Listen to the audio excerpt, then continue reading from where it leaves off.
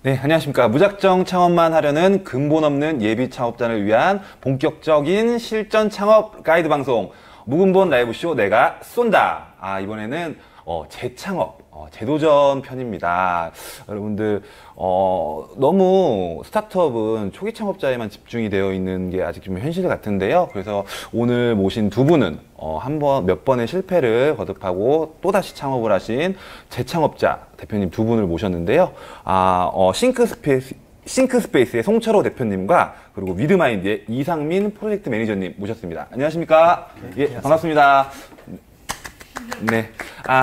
자기소개랑 회사 소개 좀 잠깐 부탁드릴게요. 네, 저희 싱크스페이스는요.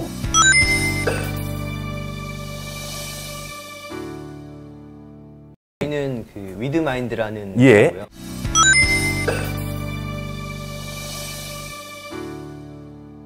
오늘 그 재창업 특집이에요. 오늘 재창업 특집인데 재창업이라고 하면은 다시 한다잖아요, 창업을. 그래서 여러 번의 실패가 있었다라는 건데, 그리고 재창업을 이제 세 번째 도전이신데, 재창업을 할 때 가장 크게 겪는 가장 큰 어려움이 어떤 게 있을까요? 재창업자로서. 그러니까 기존에 이제 창업을 하다가 예. 실패를 해서 네. 그러한 이제 부분들이 약간 그 평판 리스크라는 게 이제 발생이 되거든요. 네네네. 그러니까 기존에 창업을 실패를 했다라는 평판이 좀 내려가기 때문에 네. 그 뭐 펀딩이라든지 아니면 기술 관련돼 있는 이제 뭐 어떤 팀빌딩이라든지 이런 네. 부분에서 약간 이제 어려움들이 굉장히 많고요. 네네. 이러한 부분들은 좀 끈기하고 네. 인내를 가지고 아하. 꾸준히 가다 보면은 예. 평판도 자연히 올라가게 되고 예. 그리고 그런 평판을 통해서 뭐 펀딩이라든지 아니면은 어떤 팀빌딩이라든지 이런 부분들을 좀 해결을 하고 있어요. 근데 제가 이제 송철호 대표님 자료를 좀 보고 있는데 되게 대단해요. 창업에 실패한 경험이 있는 재도전 기업인을 독려하는 K글로벌 리스타트 컴백 캠프로 대상을 수상했고요. 예. 뭐 상금과 함께 미래부 재도전 관련 지원 사업 신청 우대, 그리고 경기 콘텐츠 코리아랩 위키 팩처링 프로그램 참가. 이게 재도전에 대한 뭐 이런 국가 사업들을 되게 많이 이용을 하셨네요. 많이 이용은 안 하고 예. 했다라기보다는 네. 그냥 저희가 이제 누가 좀 이렇게 해서 한번 지원을 해보면 어떨까라고 네네네. 이제 좀 아시는 분들이 네네. 어차피 기술에 대한 평가라든지 이런 것들 좀 받아보자. 네네. 그래가지고 그 미래부에서 하고 있는 ICT 분야에 대한 이제 경쟁 대회가 있었습니다. 예. 이제 그 부분에서 이제 저희가 이제 지원을 해서 대상을 받았고, 예. 저희가 해외 우수상 같은 걸 좀 받았습니다. 아하, 그렇군요. 이상민 매니저님은 또 이렇게 재창업할 때 겪었던 어려움 같은 게 있을까요? 저희 대표님 네네. 최초 창업을 시작했을 때 네. 그 청년이었기 때문에 아하, 예. 자금적인 문제 같은 것들을 본인의 보통 역량으로 해결하는 경우가 많습니다. 네네. 그 본인의 역량 이외에 뭐 펀딩도 받고 말씀하신 것처럼 여러 가지 그 지원을 받아서 진행을 하는 경우가 있는데, 한번 그렇게 창업이 실패하게 되면 현재 우리나라의 실정상 그런 많은 경제적 어려움을 겪을 수밖에 없거든요. 네네. 그러다 보니 그런 것들을 다시 뛰어넘을 수 있는 준비가 되는 게 사실 가장 더 어려운 문제가 아니었을까 생각을 합니다. 뭐 아이템이라든지 팀빌딩이라든지 개인적인 역량은 자기가 스스로 계속 갖춰나갈 수 있지만 네네. 사회 구조적으로 이런 제도들이 완전하게 준비는 되어 있지는 않았거든요. 그렇죠. 예.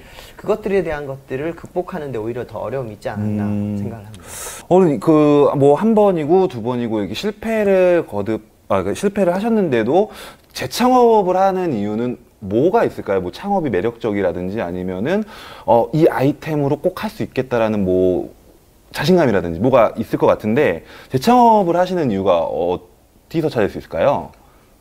저 같은 경우에는 제가 이제 그동안 갖고 있었던 꿈들을 그것들을 이제 현실화시키는 게 이제 창업의 길이었거든요. 네네네. 그리고 솔직히 요번 같은 경우에는 두 번째 창업을 실패하고 다시는 창업을 안 한다. 예, 보통 그러죠. 예. 특히 제조업은 안 한다라고 했었어요. 근데 이런 자기가 갖고 있었던 어떤 꿈이라든지 이런 것들이 있다 보니까 그 꿈에 의해서 제가 그 길을 그냥 따라가는 것 같은 그런 이제 형태로 창업이 됐고요. 꿈을 위해서. 네. 예. 그리고 시작을 했으니까 이왕이면은 결론을 맺자. 걸로 지금까지 오게 된 거예요. 네. 매니저님은 이 부분에 대해서 어떻게 생각하십니까? 저랑 이제 저희 대표님이랑 같이 이렇게 사적으로 이렇게 뭐 술 한잔 하면서 얘기를 할 때가 있는데, 비슷한 말씀이신 것 같아요. 자기 꿈도 있고 자기가 성취하고자 하는 목표가 있기 때문에 보통 재도전을 하게 되는데 뭐 그런 목표를 이루고자 하는 게 첫 번째 이유라면 두 번째는 그 뭐 이렇게 월급쟁이로 먹고 살기에는 나 돈을 많이 벌고 싶다라는 그렇죠.